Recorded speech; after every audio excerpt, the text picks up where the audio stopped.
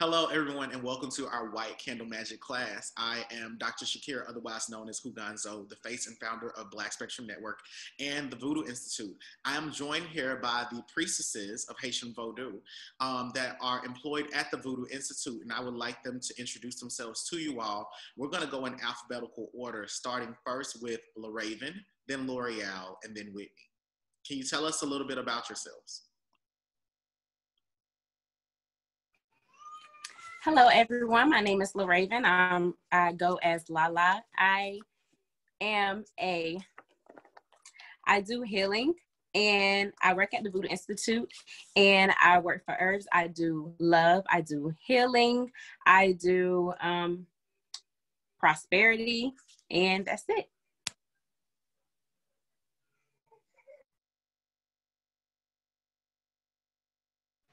Thank you, LaRaven. Hi, everyone. My name is L'Oreal. Yes, it's L'Oreal like the makeup.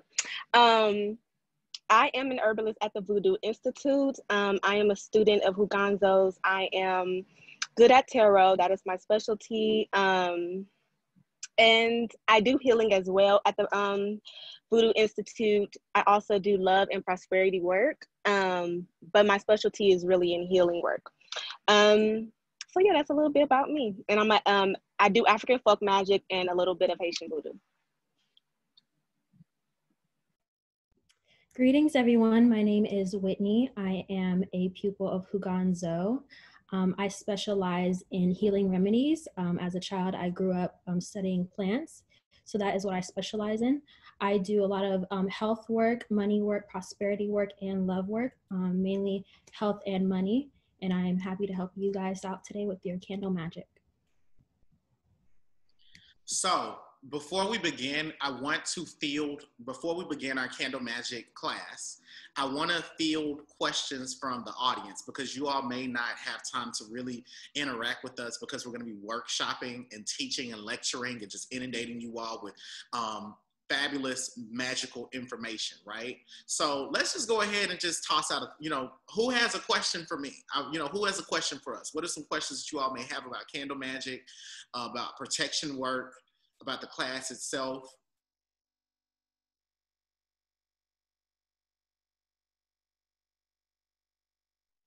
I know that on one of your other videos, you were talking about that you guys did some kind of money, a money spell or something.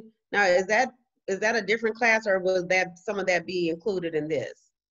No, it's not going to be included in this. When we do money spells, that's a part of our mentorship program. Because we practice in the occult, it's exclusive only to us.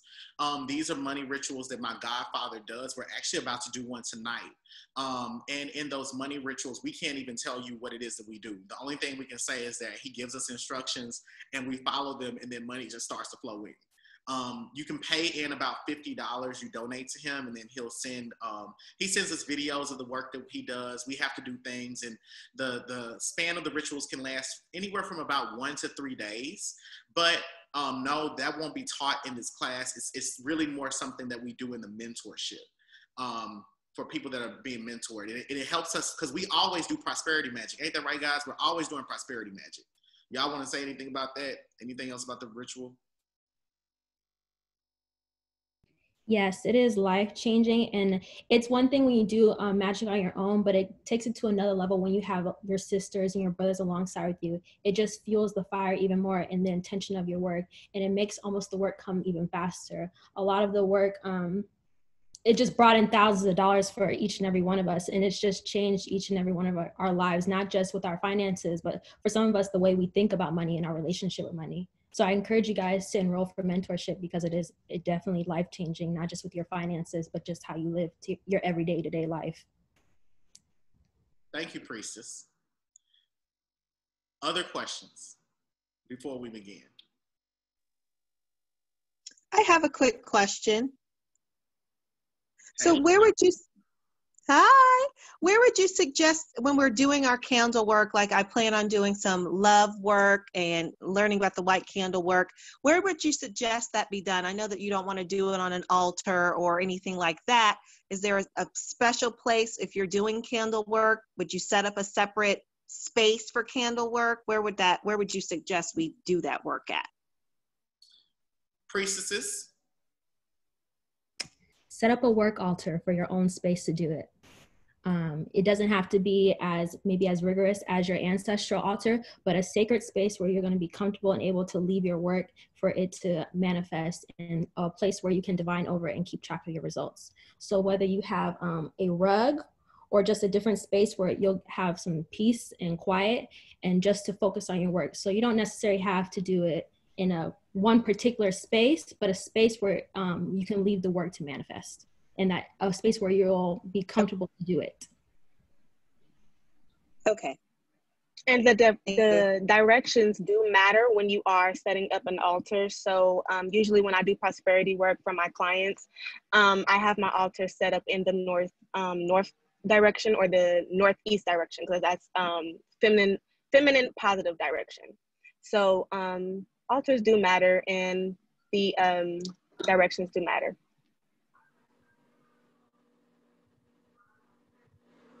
Dominique? Oh, does it matter if the candle's in the glass or not? LaRaven, do you want to answer that? Yes, it does not matter.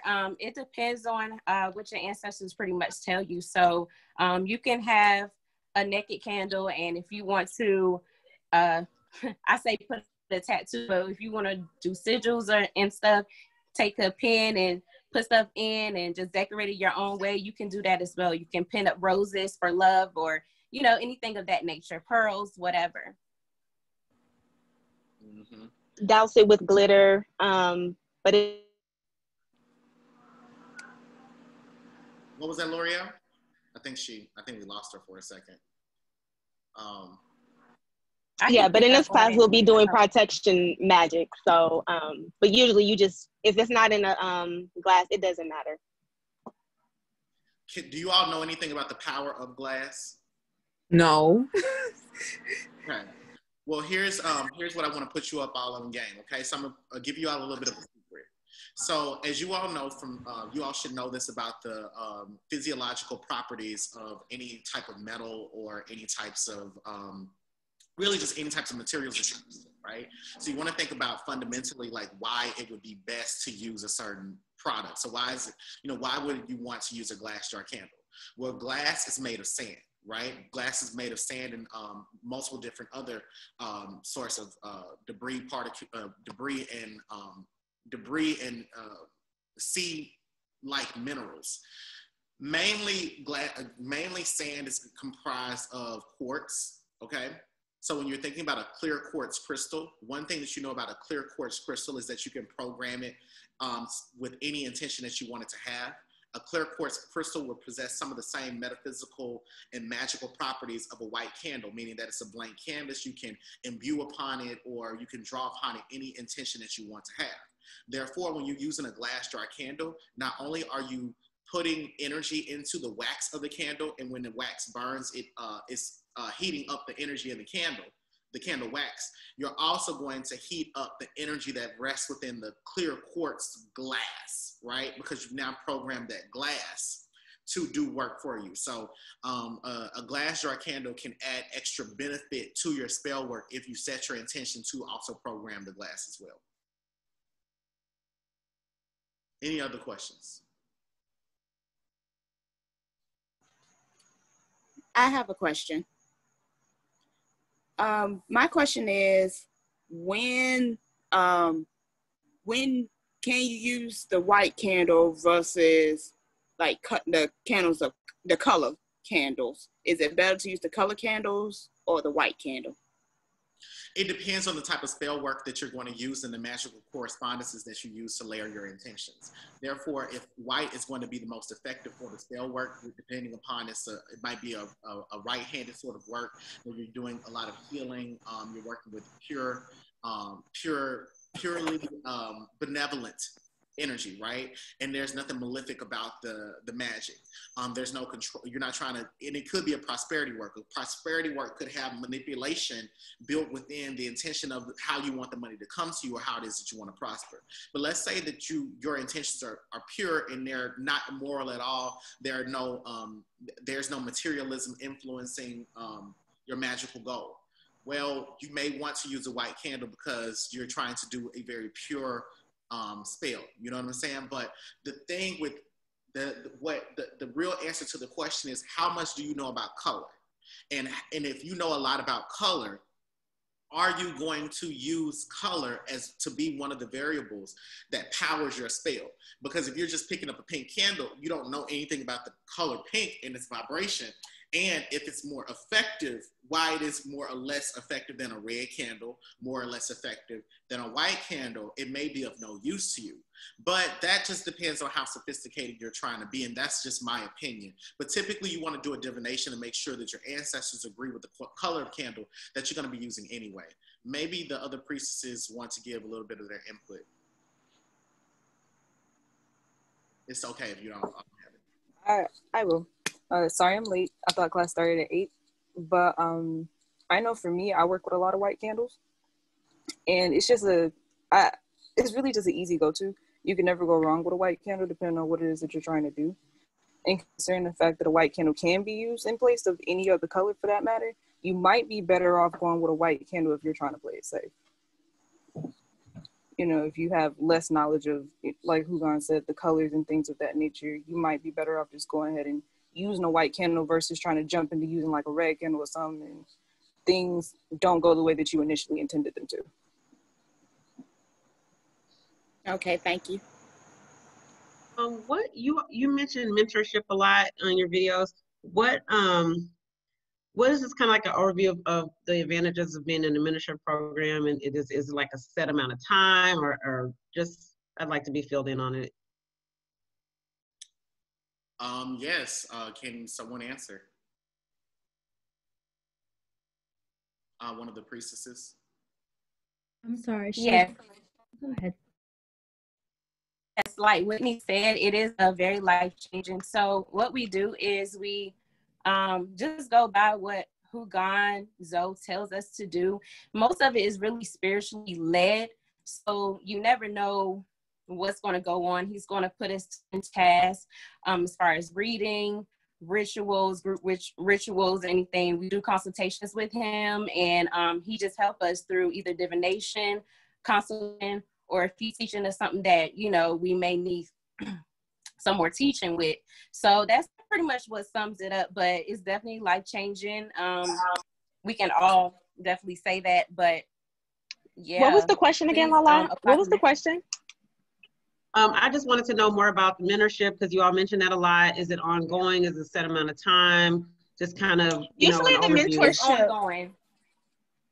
Okay, so usually the mentorship lasts about 12 weeks. I had started in February, and it lasts about 12 weeks. Depending on if you are in fellowship or mentorship, you'll get a certain amount of consultations. Through those consultations, you can get an ancestral life path reading to see what your ancestors would like for you to do, would like for you to know, how to set up your ancestral altar, what offerings to give to your ancestors. You are learning how to, this mentorship is about ancestral veneration and ancestral work. We're learning how to service the people in this. Not everybody's supposed to be an actual priest or a priestess, but you're definitely going to learn how to at least do some magic for yourself, do some magic for your family members. This mentorship is about the ancestors and elevating and lifting up. Yeah, was there anyone else that wanted to add anything about the mentorship? LaRaven, do you want to wrap it up, or Whitney, before we get started? Mentorship is the education of your ancestors and doing the work to service yourself and the people. It teaches you how to grow. A lot of us are stuck in our mundane lives and our mundane jobs. And a lot of us are sick of those things, but we don't know how to get out. And so what this mentorship teaches you is that you are in control of your life. And so take control of that with the help of your ancestors, because they love you. They want to work with you. You know, let go of your old ways of thinking and bring yourself to the new. And that's what this mentorship does for you, if you allow it to. That's what I'll say about that. Yeah, we're a really tight coven of people. It's about 30 of us. And you all are seeing 3 of my best students, and you all are going to be wowed with where they've gone. Like L'Oreal said, this is her 3rd 12 weeks with me, and she's grown tremendously. That doesn't mean that all of my students that come in are going to become L'Oreal. The women that you see before you, they are anomalies because they have really put in the work to do these readings, hours and hours of readings, hours of spiritual work. And as they said, mentorship is really what you make it. But I'm a professor, so I'm used to building people and connecting them to their ancestors. So you join the mentorship if you're looking to be connected to God, and you want to be connected to other people that want to be connected to God and want to be in a community of other people that want to be connected to God. So we're not going to take any more questions. We don't want to take up too much of you all's time. Okay? We don't want to take up too much of y'all's time. Enroll in mentorship with us. Also, if you all are interested, book readings with the priestesses at www.voodooinstitute.com, okay? You all can work with them and ask them more questions. They know just as much as I do. If somebody's asking about shadow work, book a reading with one of them, okay? Book a reading and they'll answer more, okay? But let's just go, let's not waste too much, again, let's not waste too much time. Whitney, you're starting, right? Yes, sir. Can I start with our list that me and L'Oreal compiled? Oh yeah, you all are starting with your lecture. Okay, yeah. So everybody go ahead and take y'all's notes. I'm going to be listening in and doing some things on the background to make sure things are running smoothly, okay? I'm still gonna be here, right? But I'm still handling stuff with people calling and trying to get into the class. So I'm gonna handle the business operations, but I'm still listening. All right, but anyway, if you all need me, just say Hugan. I'm like literally behind my computer, all right? Awesome. So hello, everyone. So I want to start with saying a successful candle magic ritual session must appeal and incorporate to these 5 senses and elements. We will first begin with our 5 senses, so please take notes. So the number 5 represents transformation, human form, celebration of the body, the 4 elements and spirit, freedom, and power. It is these components to which we will utilize to perform powerful spell work. Now, within our spell work, we must appeal to these senses, and I think we all know our 5 senses, but just in case: sight, sound, smell, taste, and touch. I'll reiterate that one more time. Sight, sound, smell, taste, and touch. I'll start with sight. So we use divination as a method to gain insight into a question or situation. That is our way of seeing what's going on within our lives, what's going on within your guys' lives, what's coming towards us, and how we can avoid certain things such as attacks and protect ourselves like we're doing work today to do.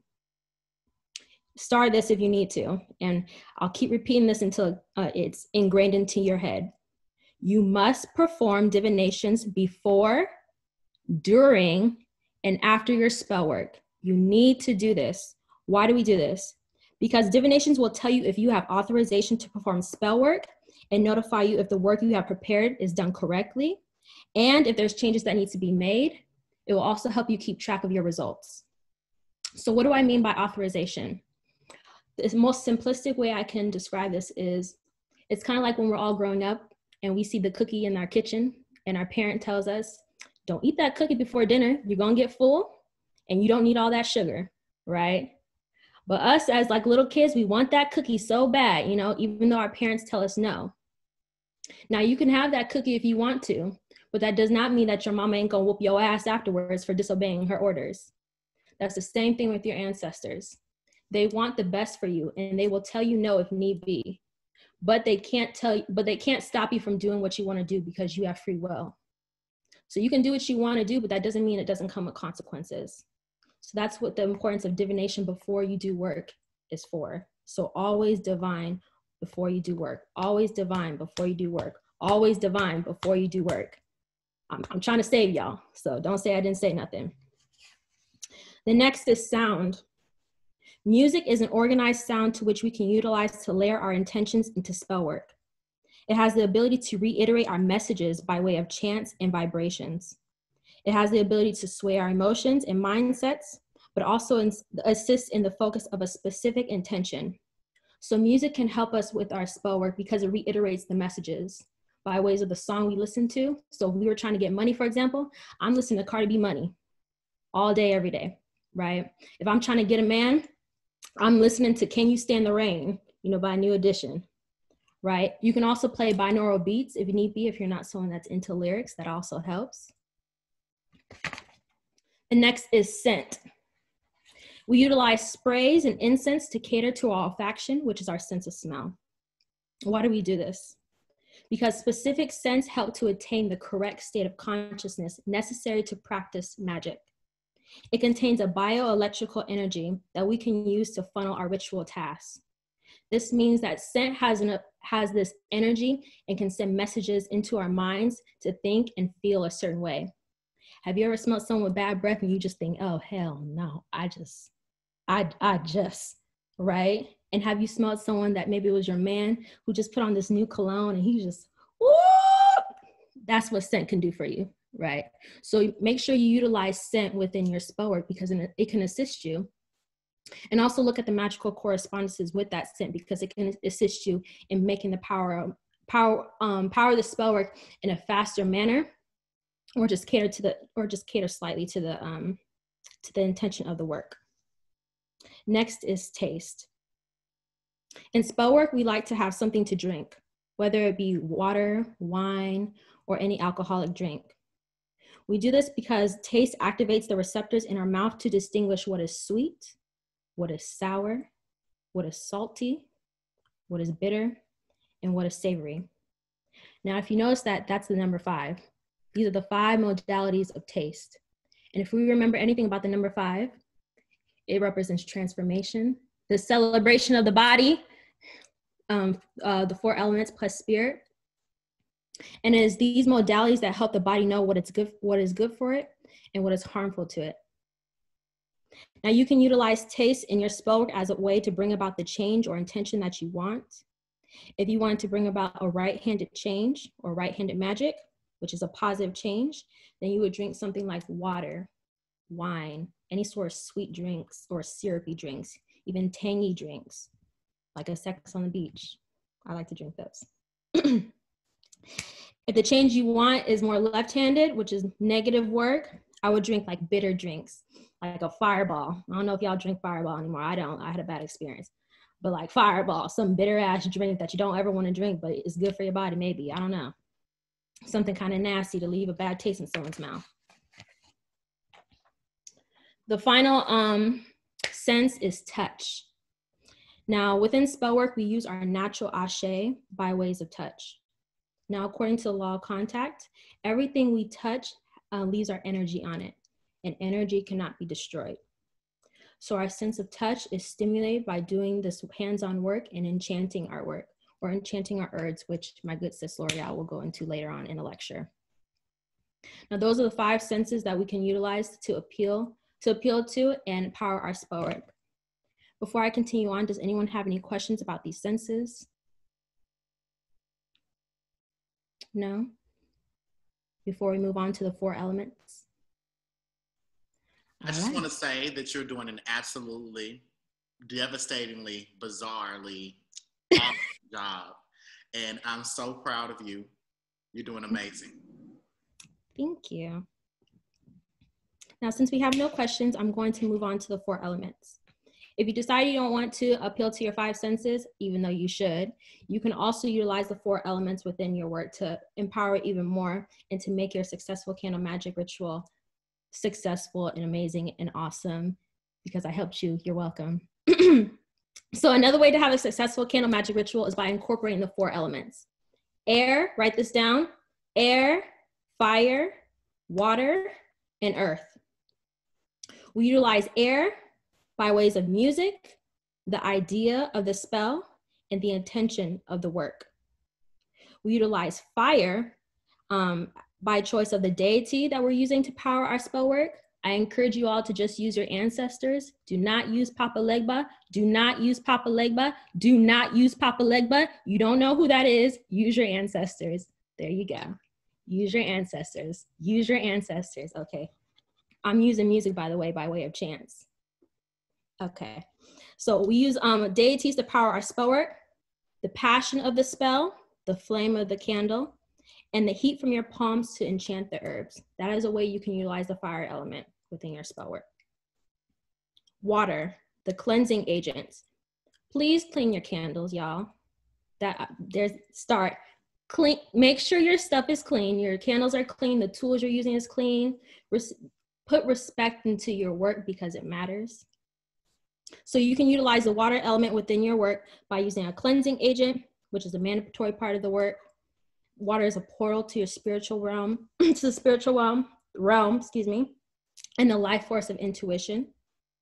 The earth element, which is the material world itself, your health, your body, and the place where we will dispose of our work. Now, one way you can incorporate the 4 elements is just by doing candle magic within itself. The candle that you're using can incorporate all 4 of those herbs because a candle is a conduit. But if we look at the physical properties of a candle, the wax itself can also melt into a liquid, which caters to the earth element and the water element.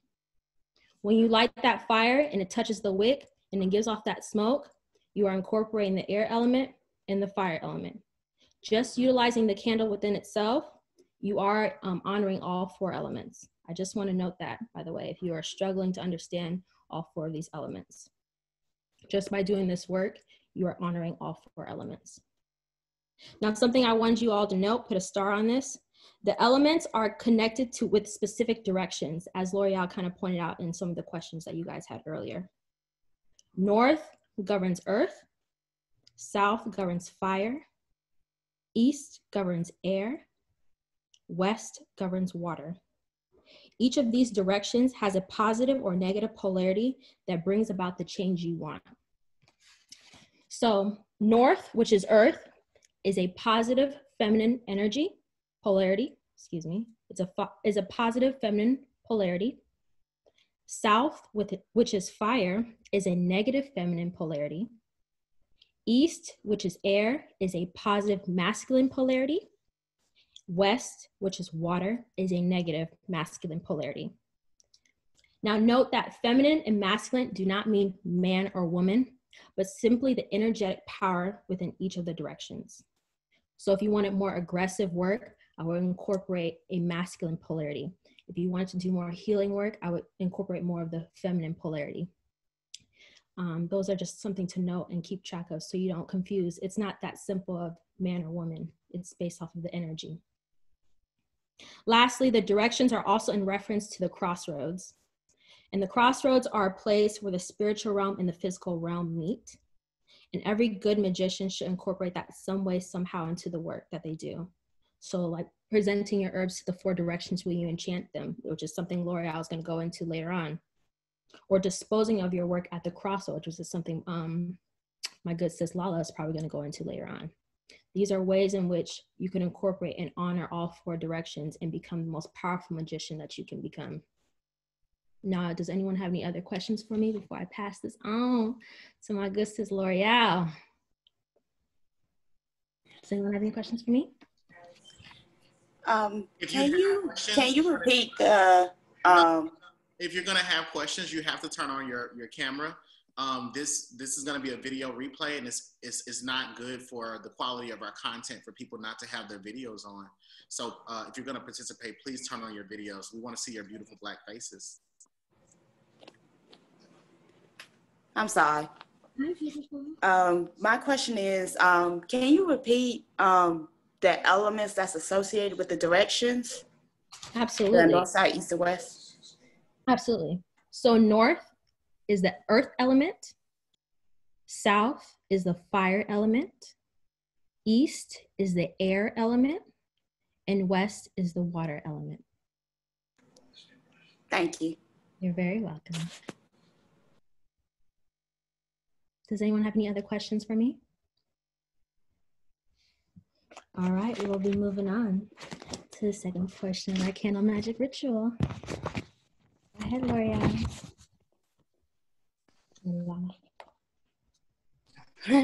Hello, everyone. Okay, so when you do the candle magic ritual, you want to start off by opening with a prayer to call down your ancestors. You want to also open maybe by burning incense. You will want to, okay, sorry. Yeah, you want to open it up with a prayer. So within our community, we do the PRAY method from Priscilla Shire's Fervent book. So P, please write this down. P is for praise. R is for repent.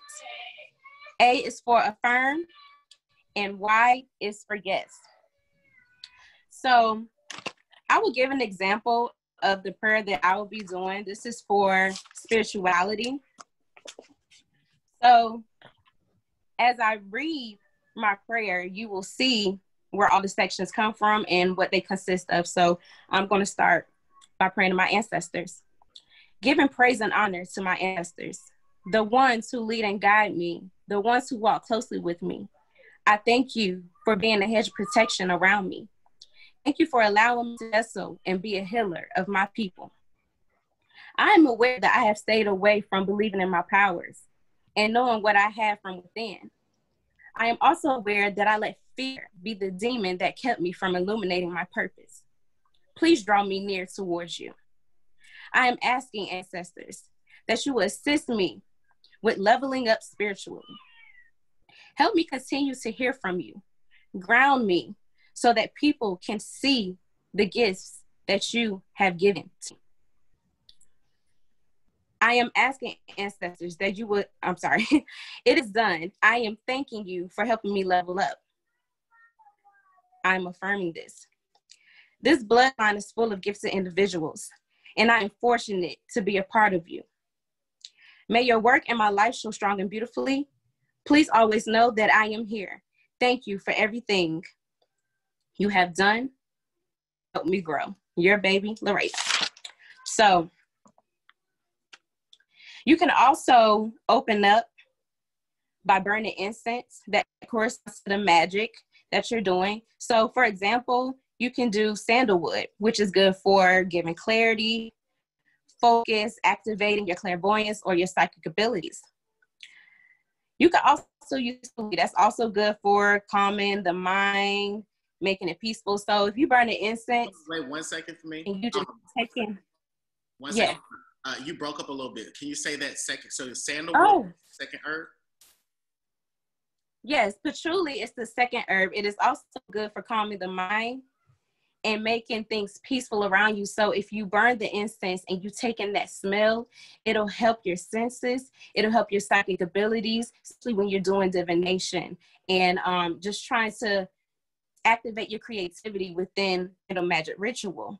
And I'll also say myrrh is good for attracting spirits. It's good for concentration, focus, heightening your spiritual energy as well. Frankincense is also good, which is psychic ability, clarity, clairvoyance, and focus. And, you know, most people are well known for just burning sage. So that's good for strengthening the senses as well. So we'll be clearing out the bad, you know, clearing out the clutter that may be in your house spiritually. Just make sure you open those windows, okay? They're swarming around everywhere. So does anyone have a question about prayer or burning incense, opening up any type of way?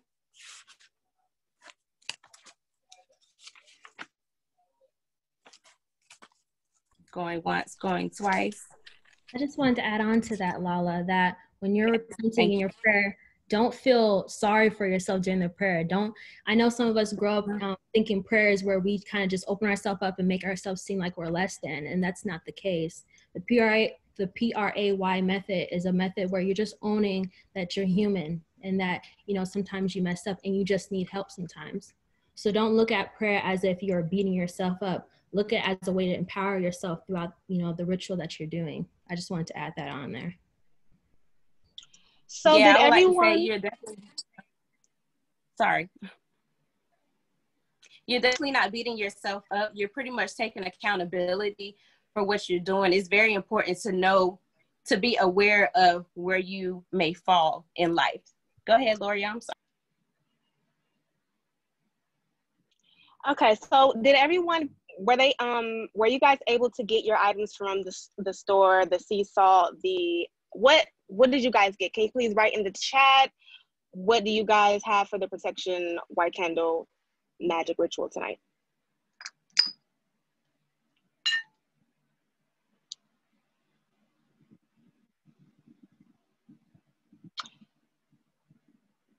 So yes, do you guys have your items? Can I get some head nods or some yeses, please? I have my stuff, sis. I got my rosemary. Okay, well, we about to break this down. We about to do the. Hold on 1 second. Let me control the classroom. It is okay. So I want for you. I know that you all pay for this class and you all are not in mentorship, but this is a graduate level course. So like any graduate level class, whether you're getting a master's or a PhD, it's going to be mandatory for you all to turn on your cameras at this time because it's going to help us to know if you all are engaged or not. So please help us by go ahead and turning on your cameras. We want to see those beautiful faces. We have ours on. We don't want any secret predators or spies or, you know, government informants trying to watch us. So show us those faces. Go ahead and let us know. We need to see your face. I'm sorry for cutting you priestesses off. You all are doing a wonderful job. Thank you, Gonzo. So I do see people in the chat saying what they have brought, and that's great. So we're gonna go ahead and just start with the ritual. I like to talk and teach, so when I get to my part, I'm gonna walk you guys through it. So for the first part, we're gonna start cleaning the candles right now. So if you guys have Florida water, go ahead, get your Florida water, your cotton swab, and start cleaning the whole outside of your candle, okay? So this is where we would use the gin if we don't have Florida water.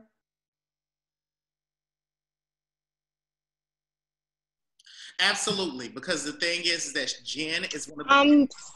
So yes, let me. I'll answer that. So the reason that you can use gin, okay, is because when you're using Florida water is known as flower water. When you create Florida water, you use a high-proof gin. So one of the fundamental ingredients in Florida water, which gives it its cleansing abilities, is the gin that's within it. So you can use gin as a cleanser. If you all do not have Florida water, you can use gin. If you don't have gin, you can use lemon juice. If you don't have that, just use pray over some water, and it will become holy water, and then use that holy water to cleanse your candle. Okay. And I have pink Himalayan salt. Is that, or do I have to actually have real sea salt? So what is pink Himalayan salt? What would pink correspond with? How does that correspond with protection? How would pink Himalayan salt bring you protection? Well, I guess it would be through love. Okay, if you want some type of love protection, self-love, that sort of thing, that would be very good for that.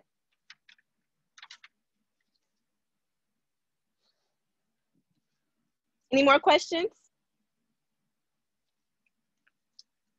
So this is the time for you to start preparing your space, have all your items. So after you're done, before we start actually getting into doing this work, we're going to conduct divination. We're going to see what type of protection work do we need.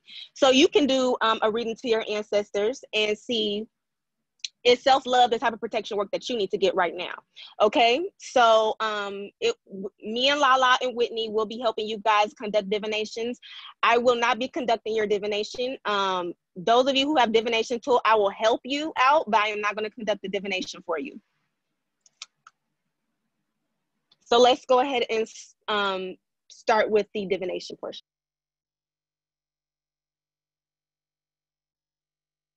So a couple of questions you guys can ask while divining is, what is the message about the magic I want to do? You can ask your ancestors that.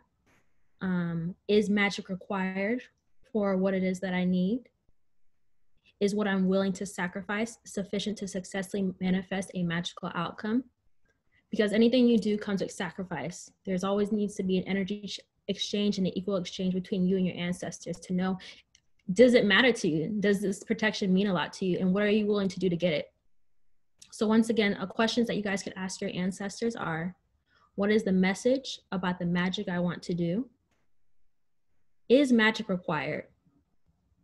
And is what I'm willing to sacrifice sufficient to successfully manifest a magical outcome? So think about some things that you can sacrifice is time, money, maybe that weed you might be smoking. I know some of us like to hit the blunt. I don't really drink, but I mean, something, drinking, maybe sex. Sex is hard for some of us. Scorpio. So what are you willing to sacrifice to get this work done? Think about that. Really think about that. And then ask for the assistance. What is the message? What do they want you to know? So I'll be conducting the divination. So what is the message about the magic I want to do, ancestors? King of Staffs is my first card. King of Staffs is discussing deep thought, thinking through the work that I want to be done. Do I really need it? The King of Staffs is also saying that my male ancestors and even the women in my family, because most of the women in my family are providers, are telling me, do you really need this work? We always had your back regardless. It's not necessary, but it can be done. Just by this King of Staffs, that's what that's telling me. The next card is the High Priestess, which discusses how magical I am and how I have the ability to change any sort of factors that are going on within my life. So I can make this protection happen, even though it's not necessary. It will help me regardless, especially empowering myself to be sure that nothing happens my way, especially with what's going on with the coronavirus. The final card is the Queen of Cups, healing energy. It's kind of a reminder that I'm a healer within my life. I make changes happen. I heal those around me. I heal my circumstances. I can heal you guys if need be. Book me at the Voodoo Institute. Hey, holla, right? But I'm in charge of my life. So overall, this message is telling me I don't necessarily need to do protection work, but it can always assist me in my day-to-day lives. Now, do you guys need help with your divinations? Does anyone need me to divine for them? I have no problem doing that. Yeah, this will be a perfect opportunity for those of you all that are absolutely rookies at doing this work. And even for those of you all that have been lone witches and using tarot for about 10 years, it would be great to have some experience and trained priestesses offer you assistance with your divination. Whitney's only going to be doing about 1 or 2 divinations, and then we're going to leave it at that. So get it while the getting is good, because you'd have to pay for it otherwise. Uh-oh. I also wanted to answer KB's question, which is, how do you do divinations if you don't know how to read cards? Hugonzo has lots of different classes on teaching you how to read playing cards and even tarot cards. And divination by way of cards isn't the only method that you can use. You can use bone reading. You can use a pendulum. Most students in the mentorship utilize the bones, the spirit board, and the tarot cards or the playing cards. But reading cards isn't the only way of divination. There's multiple different methods that you can use. So if you're using a pendulum, because the pendulum can only really give you like yes or no answers, right? So I know that it was mentioned before that you have to do divination before, during, and after the spell work. How would that work when you're because I'm not really versed on a lot of divination. A priestess that works at the Voodoo Institute, she may not be ready to speak. She has her camera on. Do you want to just say a little bit for a second? Who, me? No, You talking about me, y'all. I got my hoodie on and stuff. Excuse me, but I just tuned in. Y'all doing real good with this class. Good information. So the first thing I do want to say is when you're divining using any divination tool, you have to rely on your spiritual gifts. Okay? So whether that be clairaudience, clairvoyance, empathy, and being an empath, you have to be able to use that. So when it comes to using a pendulum, that's a whole different ball game. You don't just get yes or no answers. And that's where that spiritual gift comes in, because you actually hear the message verbatim from spirit or your deities or whatever spirits that walk with you. Okay? So I just want y'all to keep that in mind. That's my little tidbit. Also, don't be playing around with pendulums. That's a whole different class for another day. But yes, look into purchasing a class for cartomancy or tarot reading, because it's really good and you guys can get some really good information and divine for yourselves. Mm-hmm. And that's it. I would also like to add meditation. Meditation can be a form of divination as well. So, you take the time to meditate. it may be hard at the beginning, but if you keep going and you keep doing it consistently, you will get the hang of it. And when you sit there in meditation, after a while, you're going to listen to spirit. You're going to listen and know what your ancestors are trying to tell you. So that's all I can say. If you're struggling with tarot, just try meditation. Still try tarot, but, you know, meditation will be a first form, you know, something to start off with. And if you're, I'm sorry, I can't hear anyone. Can you hear me? Yes. Yes, we can hear you. I think it may have disconnected her. Yeah, it disconnected her. So yeah, we're in L'Oreal's section too. I had a question. Okay, yes, TT. Can you hear me? Okay, my question was, okay, yesterday I posed a question and I had pulled some cards, and it was, I just basically was saying, should I do magic on this situation? And I pulled the 9 of Pentacles, and then I pulled the 9 of Cups. So I kind of got stumped there. I said, okay,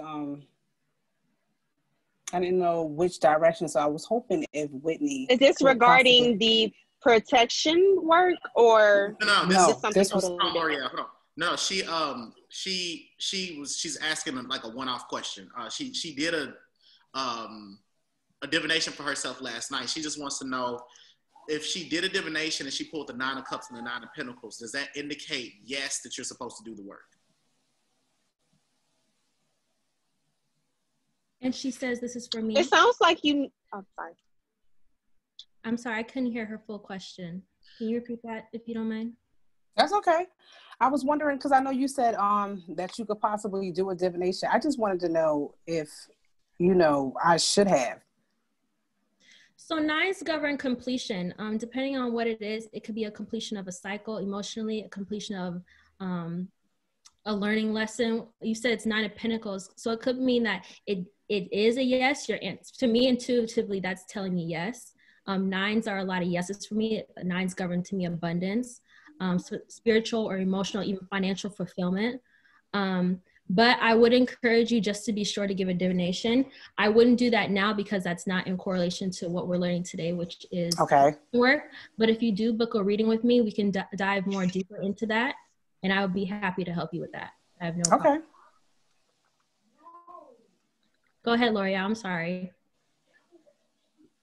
Girl, I forgot what I was gonna say. Did anybody else need assistance with their divinations? Trying to figure out if they are authorized to do protection work, or trying to figure out what type of protection work they need to have done? Me. Unmute yourself. Mm-hmm. I'm okay. unmuted. And did you already pull cards? No, I don't have cards. Would you mind pulling just one card for her, L'Oreal? Yes. What's your name? Who am I talking to? Dominique.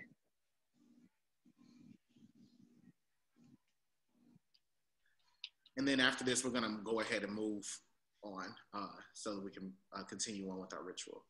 I appreciate this, L'Oreal.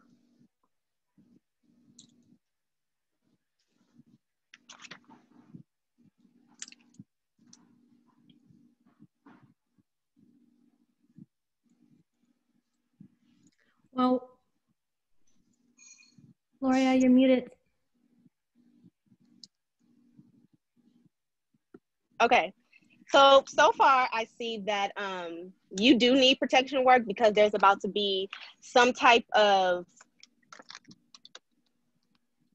okay. So there's a lot that's about to happen in your life in the next few months, okay? So right now your ancestors need you to start preparing for what is about to take place. I don't really want to say too much right now on what exactly is going to take place, but there's about to be like a calamity, basically. So you are authorized to do the work. You have to protect yourself mentally. So your protection work needs to be about the psyche. So yeah, your protection work needs to be about protecting your mental space for when this situation takes place. Okay, thank you. Okay, let's go ahead and move into our next section.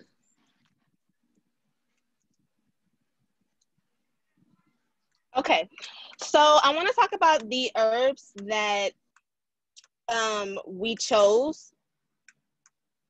So I'm going to speak on the 2 herbs that I chose, and I chose dragon's blood and lavender. So for dragon's blood, it can be used for both spiritual and medicinal purposes. It is a natural resin plant. A resin plant, in magical terms, is a left-handed root. The reason why dragon's blood is great for protection is because it being a root, it automatically works to bring grounding to a situation and help to move situations forward magically. Dragon's blood is ruled by Mars, and it's the color red. So it's a very warm color. It represents passion. The color red represents passion and warmth. The color red can also represent wrath and destruction. The element of this herb is fire, and it's very masculine. So when you're doing protection work, you want to call in that masculine energy because you're trying to stop something. You're trying to go against something. So you want to, you want that guard up, okay? Dragon blood amplifies the magical, I'm sorry. Okay. So dragon's blood is also a substitute for human blood. So you hear a lot of witches, especially like lone witches, they're always using parchment paper and dragon's blood. So dragon's blood is supposed to like be a substitute for actually using your real blood. And it's that powerful. Dragon blood amplifies the magical correspondence or combination of herbs in a ritual. You can use dragon's blood alone for banishing, protection, hex breaking, hex making, binding, and strengthening, even reversals. This is my favorite type of herb. I use dragon's blood for everything, and so today I'm going to be using the oil.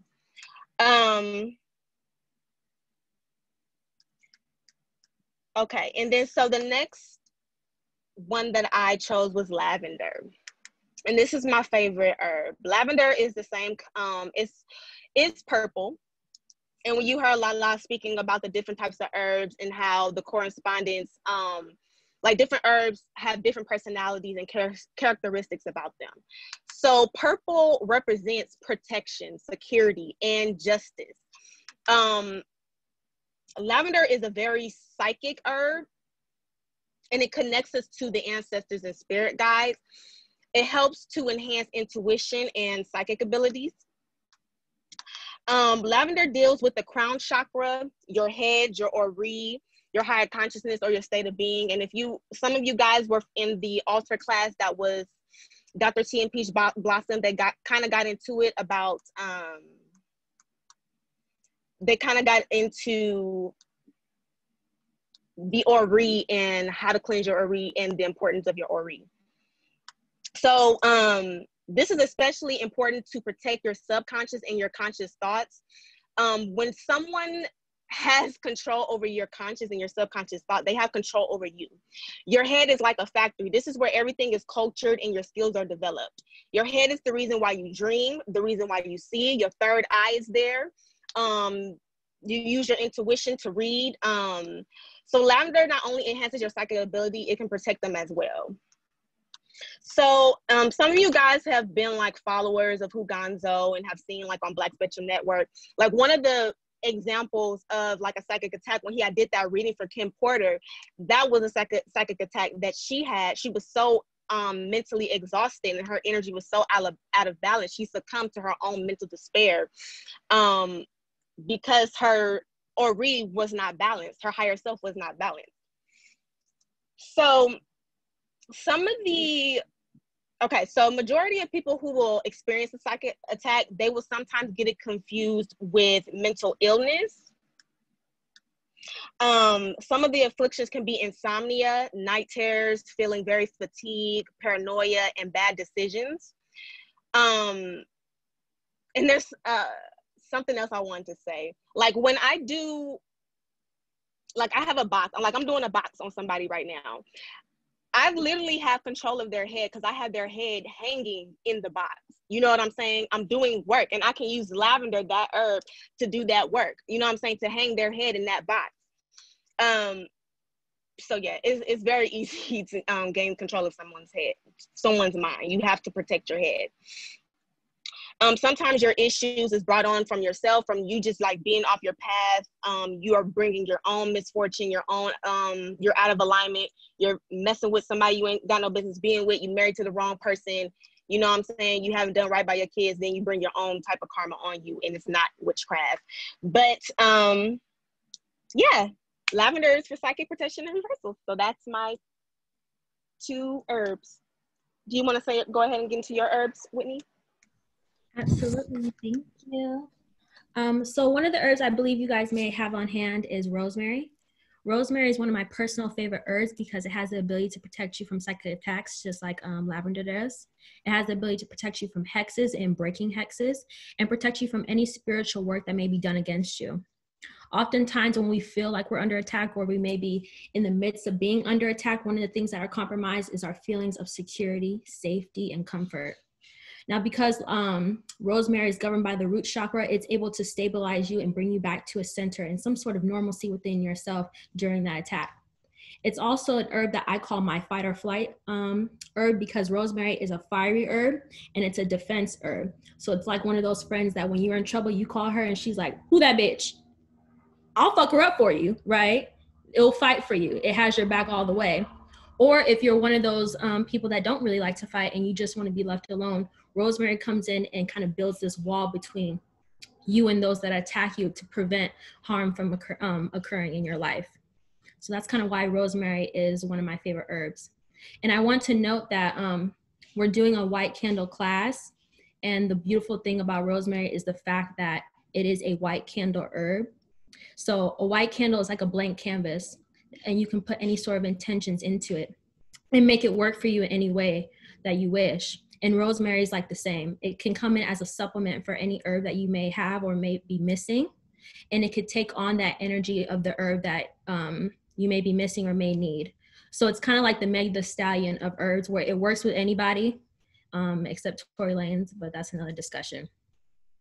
Now, when it comes to utilizing rosemary, you can use it on your skin. So in sprays or in a bath, because it has anti-inflammatory properties. So it is safe to use on your skin, and it can help with swelling, heal burns, and can be used for chronic skin conditions such as eczema and psoriasis. So it is safe to utilize rosemary on your skin if you don't want to use it in a candle one of these days. If you want to do a protection bath, all these herbs that me and L'Oreal have listed, you can utilize that in a bath as well as a candle. You can also ingest rosemary because it aids in boosting your immune system, as well as improve your blood circulation and help with memory improvement and memory loss and performance. The next herb is sea salt, which I also believe you guys have on hand. Sea salt is a cleansing agent and has the properties of a white candle as well. However, it can't supplement herbs like rosemary can. It has the ability to not only cleanse, but ward off spirits and protect you. And it's an herb that you can beautifully layer into any work that you do. You know, we do work for money, but oftentimes when we do work on ourselves, it leaves us vulnerable to other things occurring. So you can always add sea salt within your love work, you know, your hexing work, your prosperity work. You can always utilize sea salt, and it's safe to use, as we use sea salt every day in our lives. We ingest it. Some of us that work out, we use it in a bath to soothe our muscles.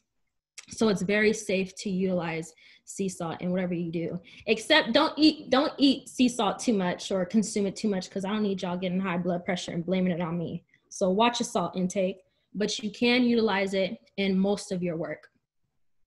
Now, the last herb I want to talk to you guys about is agrimony, which is spelled A-G-R-I-M-O-N-Y.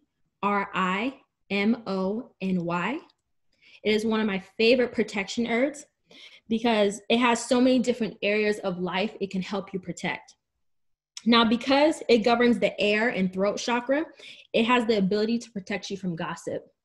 So how many of us have interacted with that one funky, bitch, rude, edgeless ass girl that just don't want to see you prosper in life?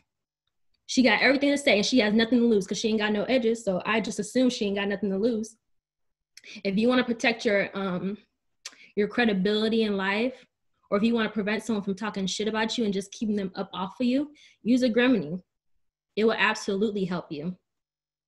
And it also has the power to protect your money, your business, your intellectual property. Like many of us are coming out with businesses and just blasting them online. And then these bigger corporations are coming in and stealing our ideas. You can use that to protect those things because it's governed by the planet Jupiter. Jupiter is a planet that governs your money. And it's governed by the planet Mercury. Mercury is a planet that discusses your intellect. You know, it helps your mind, helps your thought process. So you can utilize that to protect your mind, your intellectual property, any sort of ventures or business ventures, excuse me, y'all, that you're going on, and protect your money in times of despair like we are right now. We're in, I believe, like almost a Great Depression. Protect your money at all costs. I encourage you guys to do that. The last thing, a Gremini has the ability to protect you when you're asleep because it's ruled by the zodiac sign Cancer. Cancer has this moon energy, which governs your emotions, your internal feelings, your internal thought process. It also governs your dreams. So when you're asleep, that is when you're in your most vulnerable state. And oftentimes when you're under attack, some people aren't as aggressive with attacking you in your face. Some people are a little bit sneaky. And one of the ways that people attack you is in your dreams. And one of the ways you can do that is by getting a sachet or a mojo bag and placing some Gremini in there, enchanting it, placing it under your pillow, and keeping your head safe at all costs. So those are just a list of herbs that me and L'Oreal wanted to give to you guys that you can use in a bath, a candle, a spray that is safe to use in your body, on your body. Do any of you guys have questions about any of these herbs before we move forward? No. I just wanted to add on with, oh, sorry. I just wanted to add on. Go ahead. I was just asking you, say when you're using it in the candle, are you actually like putting it in the candle or on the candle or these different herbs or? Yeah, so you can use it in a candle. If you have a glass candle, you can enchant your herbs. I think we'll be going into that a little bit later, but you can enchant your herbs, pray over your herbs, and put them inside your glass candle, like so. Or if you have a chime candle is when you don't have glass on it. It's like a really short candle and the wax is just bare. You can get some oil, rub it on your hands, and dress the candle like that. If you don't want to use a candle, you can just enchant your herbs and place it in a bath with sea salt. Sea salt is a great base for your baths. And you can use it in other workings as well. So that's just a few things. I was about to say what another beautiful herb that most people have inside of their spice cabinets for protection is basil. Like, I know that I have personally loved to use basil. I use it in almost all of my protection work. I lay it on the windowsill in my home and in the doorways and things like that to try to keep, well, not to try to keep, but to keep evil out, for that matter. It works wonders, especially with keeping certain entities, certain spirits, whatever people might bring into your home with them. Keep all of that out, and definitely adds a great layer of protection over your work as well to make sure nobody interferes with it after you're done. That's all. Thank you for that, Celeste. That was great. You know I love basil. Thank you. But let's not try to take any more questions. Let's move on into the next section. If people have more questions, they'll book readings. We're trying to pack as much information as we can in a 2-hour class. That's $30. So yeah, let's keep it going, guys.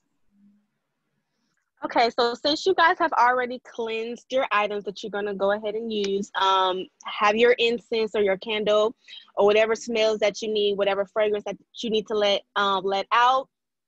Get your music and stuff ready. We're about to get into the prayer portion. So for the prayer portion, you are supposed to write with these pointers. I'm sorry. when you're supposed to write with these pointers, praise, you're supposed to repent, then you ask, and then you basically say, put the yes, like, yes, that I am receiving those things. Okay. So should we take about 5 or 7 minutes for people to write their prayers down? No, they can write their prayers down in their own time. They'll also receive the replay of this video. A ritual because we also have. I can't hear anyone. We also have a ritual to do tonight, so we want to. We don't want to. We want to. You were breaking up. Me? Hello? Can you all hear me? You all hear me? Okay. Yeah, so we'll just go ahead and start with the enchanting portion. Enchanting the herbs, give the herbs a power, a momentum, and a direction. This is why intention and emotion is important when performing a spell. You need to focus your mindset on the intention of the spell and mirror that emotion. The enchanting process is you exerting your will to be done to bring about change. Knowing how, I'm sorry. Oh, it moved me.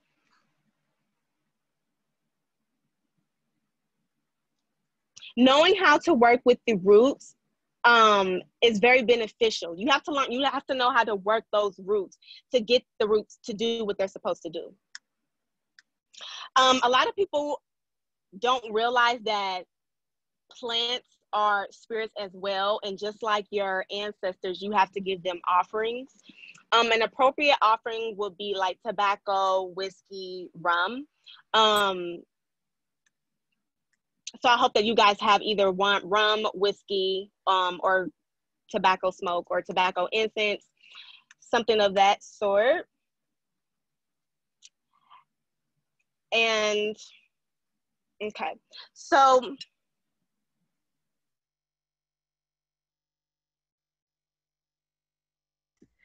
L'Oreal, may I add on to that as well, please? Go ahead and add on to that because it seems like her connection is messing up. And in addition to that, we have a ritual that we all need to be preparing for too. So let's try to go ahead and try to start wrapping things up a little bit more quickly. Are we almost done or we're not? We're going to do the enchanting part and then dressing our candle, and then I believe we should be done closing with, I believe, a prayer. Okay, yeah. All right, cool. Yeah, we're on schedule then. Fine. Thank you. I'm not trying to rush or anything. Thank you. You're fine. I just wanted to add on to the fact okay, so I'm just going to enchant one herb with you guys because I want to. Hold on 1 second. Whitney wanted to add something really quickly. I just wanted to add that you guys should treat your plants with respect as you do your ancestors because they are spirits.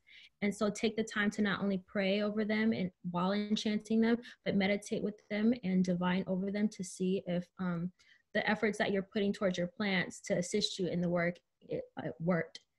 Treat your plants with respect, pay them for the work that you do. Tobacco smoke and the alcohol that L'Oreal mentioned is a form of payment to them. So just honor them and give them respect as you would with your ancestral altar if you do have one right now. That's it. Go ahead, L'Oreal. I apologize. It's all right.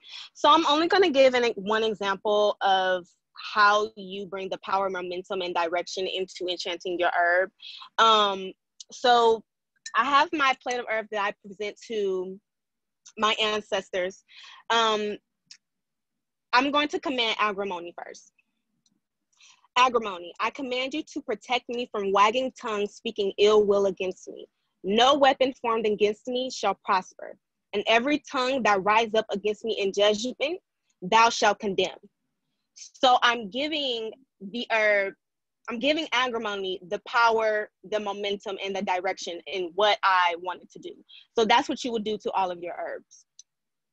So go ahead and enchant you will enchant your herbs, give the command of what it needs to do. And then we're going to offer the herbs rum. So if you have whiskey, use your rum, or if you have your tobacco smoke, you will blow out the tobacco smoke. And I just pour mine in a cap. And this is 100% raw rum.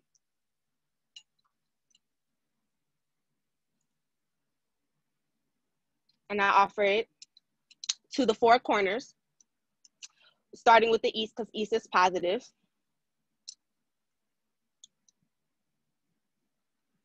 Okay, and then we're going to go into the prayer. We're going to go ahead and seal the ritual. So everybody, I want you to, oh, I'm sorry. Do you want to do the divinations, Huganzo? Yeah, I'm going to do a divination for you all, for the entire group of people that are performing. Whether you're performing the candle magic ritual tonight or you perform it tomorrow, I'm going to look into what it is that the entire group needs to know about the magic you're going to perform. So give me 1 second to get my cards. I'm going to do a simple. Hold on, you're breaking up.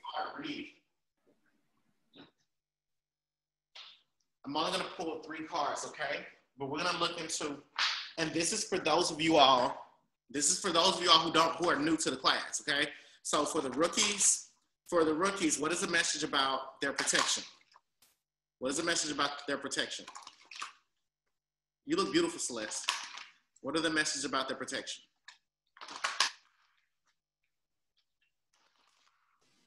Thank you. What'd you say? I was just saying you look beautiful.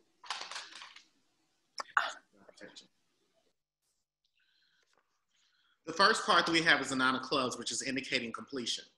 So this is saying that your protection lies in you all letting go of thoughts that no longer serve you. The main thought that's holding you all back is the belief that magic isn't real.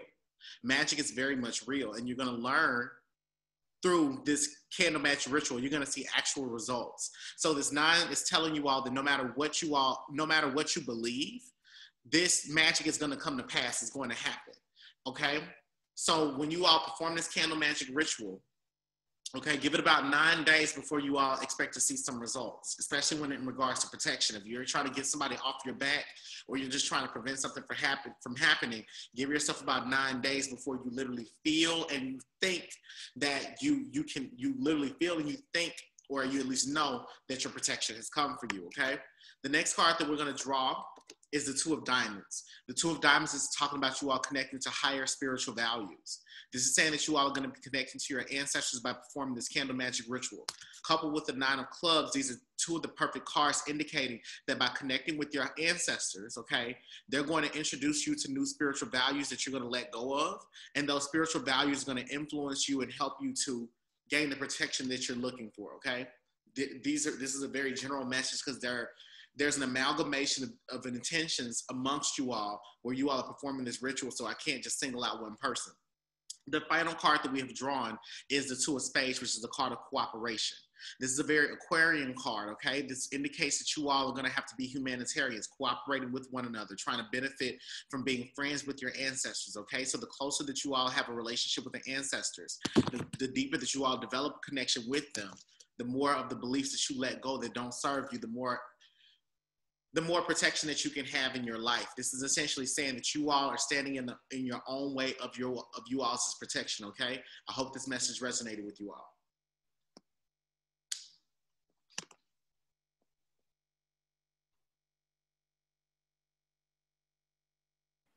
Thank you, Huganzo. So now that the candle is dressed and everything is ready to go, I would like everyone to go ahead and bow their heads.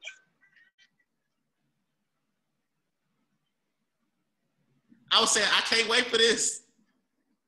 I'm excited. Oh, okay. Can you guys hear me? Yes. Okay. Everyone bow your head, close your eyes. I come before you, ancestors, and the spirits that walk with us, with praise and thanksgiving. The word says to clothe yourself with love, which binds us all together in perfect harmony, and forgive us our debts as we have forgiven our debtors. Hatred stirs up strife, but love covers all offenses. Whoever dwells in the shelter of the Most High will rest in the shadow of the Almighty. I will say of the Lord, He is my refuge and my fortress, my God in whom I trust. Surely He will save you from the fowler's snare and from the deadly pestilence. He will cover you with His feathers, and under His wings you will find refuge. His faithfulness will be your shield and rampart. You will not fear the terror of the night, nor the arrow that flies by day, nor the pestilence that stalks in the darkness, nor the plague that destroys at midday. 1,000 may fall at your side, 10,000 at your right hand, but it will not come near you. You will only observe with your eyes and see the punishment of the wicked. If you say, the Lord is my refuge, and you make the Most High your dwelling, no harm will overtake you. No disaster will come near your tent. For he will command his angels concerning you to guard you in all your ways. They will lift you up in their hands so that you will not strike your foot against a stone. You will tread on the lion and the cobra. You will trample the great lion and the serpent. Because he loves me, says the Lord, I will rescue him. I will protect him, for he acknowledges my name. He will call on me, and I will answer him. I will be with him in trouble.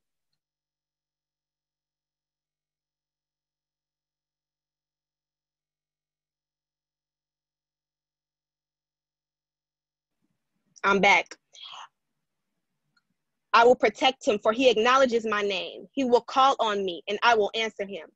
I will be with him in trouble. I will deliver him and honor him with a long life. I will satisfy him and show him my salvation. Keep your heads bowed. Orosha katarame kitisi katoramande sakadoromandu shikudomene de sakandroshi kinyana mandroko de sikatarabako turamende la kotutu shenemende sikitielo. Estendere kotoramande de shekapalorta bakati de kandrosikini mandaroko di shili la romandra de katu suturamendela. Gushendere mende de katedere fakuro de sheniana rama paporon de katapalo. Jesa sandoramande sisikitire mekandroto shelelin la mandroti shili. Isamaroto shekatabaka tuduro mandela la kate belaroko tuchikine baroto do koshikiti melarado shiti shararao gurote tishemela mandelu edera banko drona metesinho burro do koshikinde mendela bakuti shalarambu kundra halu jekatare mendi kandi baloro kotisi kadara mandrushi dalarapako kundra manda dalo dushi kadya la ya kondra jendire mendela lo papa si lo ramandehela ukuramene hekasikin yan ramangun kundrateshe e bedaraman rota saparamene ne corona nanda dele dikel ramandursacha bedaraman rota sel ramande esitiraman rota tishinya ramandro gasendela ba odra.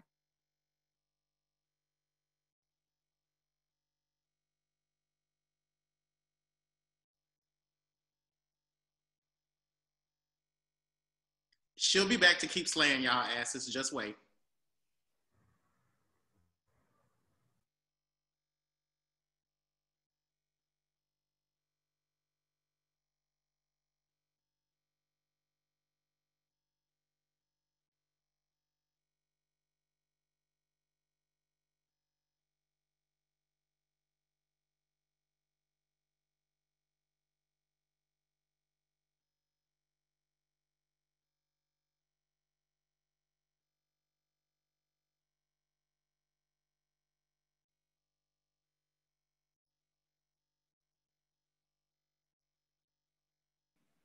Y'all, that's the enemy.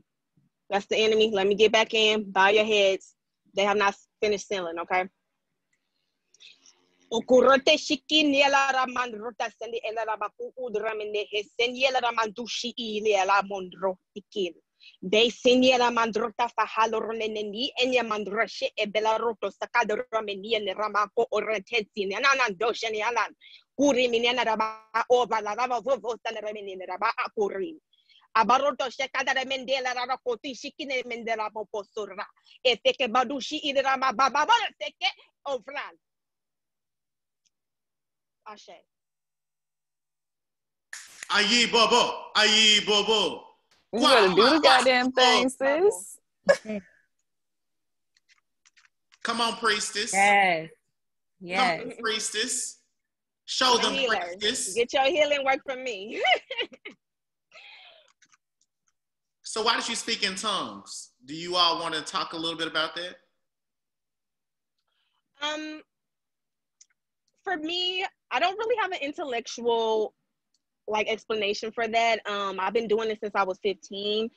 I feel that when I speak in tongues, it is my ori. I feel like it's the ancestors speaking through me. That it's spirit, whatever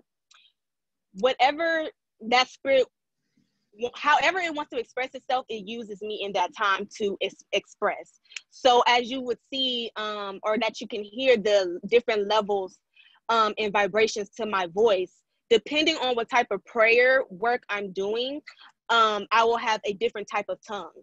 So I don't always sound so like that. I don't always sound like that. When I'm doing something about self-love, there's a lot of I cry a lot, and there's a lot of sweet, like, and then I have I sing in tongues as well. So that's something I've gotten. It started with a pastor across my street. He had his own church. I've seen people speaking in tongues in church. A lot of us have, but I always have been intrigued by it. And I was able to spot out like when someone was faking and someone was real. So, you know, I saw that my pastor knew how to, well, the pastor across the street knew how to speak in tongues. So then I had asked him, like, can you get me to speak in tongues? Can you get me to do that? And we had set like a whole appointment in like a day for me to get this gift, you know what I'm saying, or open this gift. And so he invites me over. We go over the scripture. We read first, and we read the books of Corinthians, talking about the different gifts and stuff like that. And then we went to Acts. And then that's where, you know, that's when the Pentecostal church happened, and everybody was drunk in the spirit, and they were speaking different utterances, and the utterances of the angels. That's, you know, messages of the angels, messages of the spirits. So that's what we kind of went over.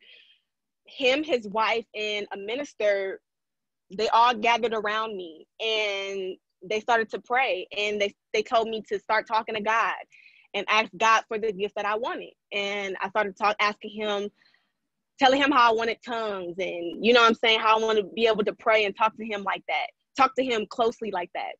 And it started to kind of come off my tongue, and then they'll start shouting, they be like, oh, we hear it, keep going. And finally it just came out into the spirit that wanted to come out. I feel like it was me. I feel like it's my higher self.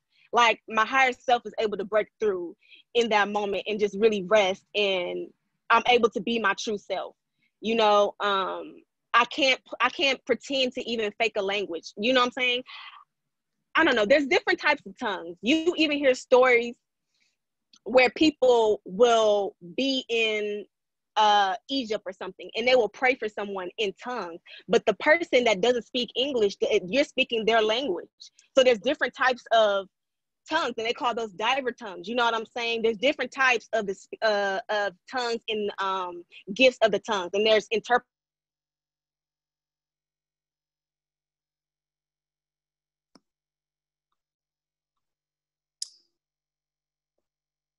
Yeah, the devil is busy. Let LaRaven, do you want to follow up? I'm sorry. Oh shit. Well, never mind. Okay, you back?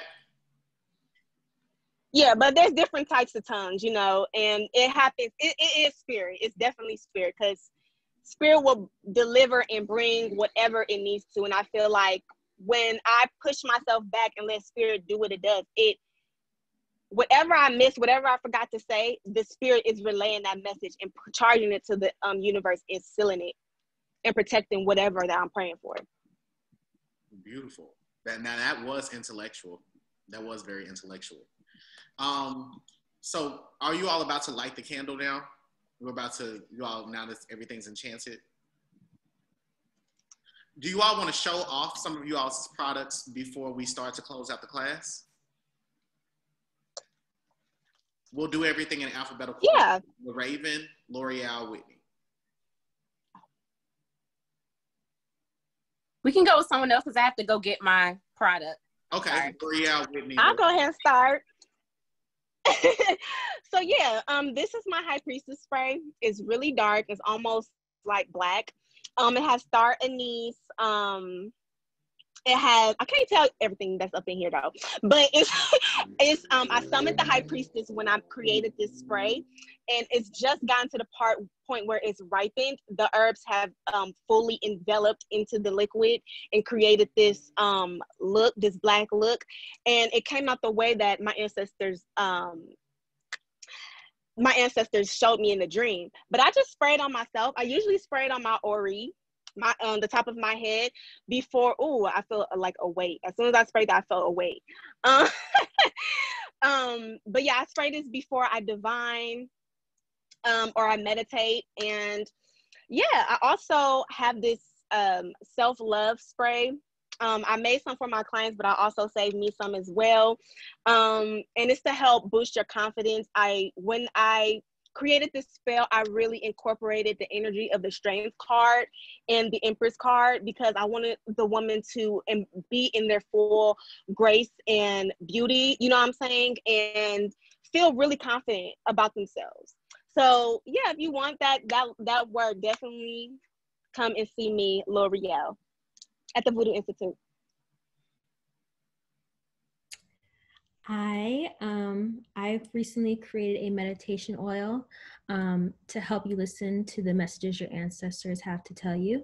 It incorporates lavender, something that we've gone over today, vanilla, rosemary, something else we've all gone over today, to help calm your mind utilizing the moon energy. I also wanted to note that a lot of times we talk about prayer, but prayer and meditation go hand in hand. Prayer is where you ask for the things that you want from your ancestors, and meditation is where you listen. So oftentimes we need a little bit of assistance. So I've created a meditation oil for us to utilize. I also have a spray, a money magnet spray, for those of us that are trying to get this bag during this quarantine, whether we're starting our own businesses or just trying to sustain what we have. I recently have created this money magnet spray, which contains basil. As Celeste said earlier, basil is the jam if you're trying to get some money. Also a couple secret ingredients that I can't tell you, but I can tell you it's bomb. I had a client that just recently used it and was able to get an increase in their income within a week.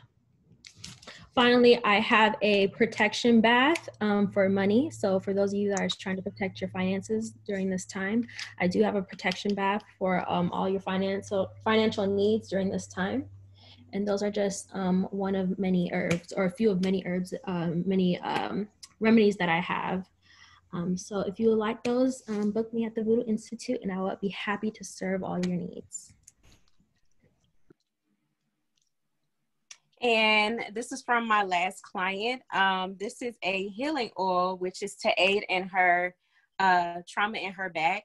She recently was in a car accident. So I just put a bay leaf in here to strengthen her back. I gave her cinnamon so it could protect her from any future damages to her body overall. Olive oil is all in olive oil because it aids in anointing. So what she does is, I gave her a psalm, I gave her a healing playlist.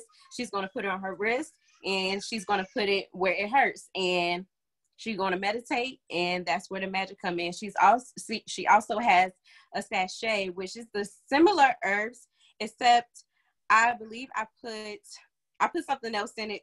Yeah, I put something else in it, but I also had a sigil in here, which is what we were trying to talk about. But a sigil is pretty much like a tattoo, just to let us know that we have a certain intention and we're trying to like attack that healing part, attack that pain, that enemy. So she's gonna have to carry this with her at all times, and that's what I have so far. Well, can you share us, do you have any sigils that you could share with us at all? I sure do. I have a sigil right here where it may look funny, but this is a road opening sigil.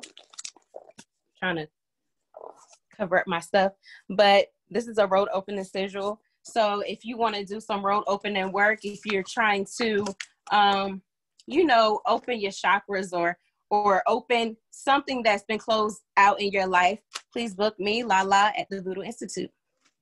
Can you hold up the sigil just a little bit longer for us? Yes. Sorry, I have a whole bunch of ink. She's got. Yeah, this is from my grimoire. She's got a lot of exclusive information she's got to cover up. Okay, so you all see it? I really do. Whitney. Thank you. Whitney, do you sell my sachet? I sure do, but give me like 2 seconds to go grab it. Do you mind doing that? Okay, because I made, yeah, awesome, thank you. I had made Whitney a sachet. It was for healing her heart chakra that had kept coming up. So we had to try to release that pain and hurt that she was having from, you know, previous hurts. So I made a healing chakra sachet for her. And then I created my own sigil. She's going to show you on the sachet, but this is kind of, I don't want to show you how I made it. But yeah, I'll create my own sigils. And that's something that you'll learn in mentorship. So yeah, this is representing the heart and some of the letters. I like to kind of make mine kind of Afro looking. You know, I don't know, it looks good. But I have like a spiral coming down because I wanted it to represent like the spirit of healing going into the heart. You know what I'm saying? And as you can see, it kind of looks like the heart is patched up the way that I put those letters and stuff right there. But yeah, that's it. And then I have it like, have the heart. These are all letters, by the way. I'm trying not to show y'all what I wrote, but these are all letters, by the way, that I incorporated in the sigil. So this is the letter T right here, and it's sitting there as a stand. So it's to make our heart like stable, you know what I'm saying, and balanced again. So that was the point of that. So her sigil probably more, you guys probably could see it better because she wrote it all on my sachet for me. So it's kind of hard to see. That was probably a better, visually better to see. But this is an example of L'Oreal's work. She created this for me. When I tell y'all that girl can speak some tongues, y'all, when I picked this thing up, when she gave it to me, my body was literally shaking. I think I caught the Holy Ghost that day.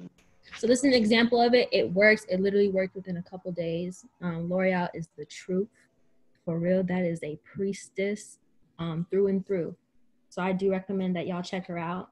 This is just one of the items that she's created for me. I have tried her High Priestess spray, and it, baby, I can see in your thoughts, even if you're not bald-headed. So go check her out, for real, for real. Thank y'all. Let's, are you all ready? So let's light these candles, guys. They've been dressed, prepared, everything. Let's light the candles, and then let's start wrapping the class up. So I want you all to light your candles. L'Oreal's gonna finish off by telling you all the importance of why you do divination after you've completed your ritual.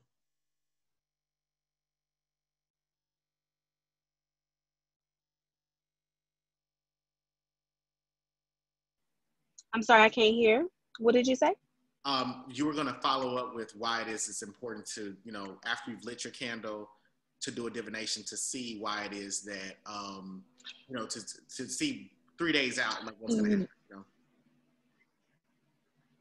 Yes, it's important for you to be able to track, like Whitney was stating earlier, you have to track your spell work. You have to see if it's authorized. You want to track your spell work to see if there's any resistance. So since you're doing a protective spell, it could be someone at your job that's throwing something at you, some energy at you or something. You need to be able to tell that resistance.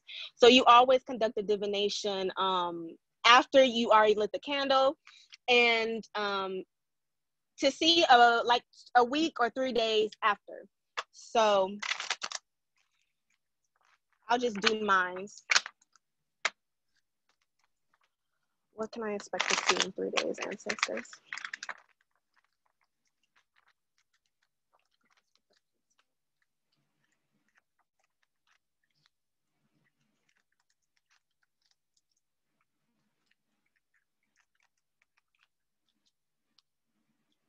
Okay, so I have the Three of Pentacles, I have the King of Wands. Okay, I'm going to clarify this. Okay, and I have the Ten of Swords clarified with the Page of Cups. So with the Three of Pentacles, this is talking about, I feel like this is about working at the Voodoo Institute and working just more. Okay, this is about the Voodoo Institute and working with everyone and building a relationship. They have Hugonzo here as the King of Wands, and they're just talking about me being able to So my point for my protection spell was for psychic protection, because I have a lot of anxiety, social anxiety and stuff like that. And that can get in the way of my gifts and growing. So this is what this reading is talking about. The Ten of Swords talks about how my own emotions, clarify with the Page of Cups, my own emotions can get in the way and hold me back from actually growing in the business. So that's what changes I should see in the next 3 days. Changes in the way that I think regarding this new transition that I'm going through right now. That is my final reading. Thank you for that. Thank you for this so much, Priestess. So, I hope you all enjoyed our white candle magic class. That's how you do white candle magic. Now you just have to wait for the results of your magic to work. If you cannot do divination, we hold monthly divination classes. If you all are interested in more candle magic courses with us, we're teaching a black candle magic to learn how to hex people tomorrow. Tonight's class was about protection work. I want to thank all the lovely priestesses, Priestess L'Oreal, Priestess Whitney, Priestess LaRaven, and Priestess Celeste. You can find all of them at www.voodooinstitute.com. You can get readings through them. You can purchase spiritual work from them. They're mainly trying to sell spiritual work, so don't call them, asking them too much. But regardless, they'll work with you. They ready to work for y'all and ready to work with y'all. These are my godchildren, some of my brightest students that I've been working with and mentoring. So I want to thank them for doing such a brilliant job. We have to get out of here because we're doing a Haitian voodoo ritual tonight at 10 o'clock, a prosperity ritual. But we want to thank you all so much for attending. If you all have any feedback that you all would like to give me, please send me an email. Feel free to send me a text message at 901-350-0602. But before we go, maybe I can take one person with commentary or critique or a question. One person.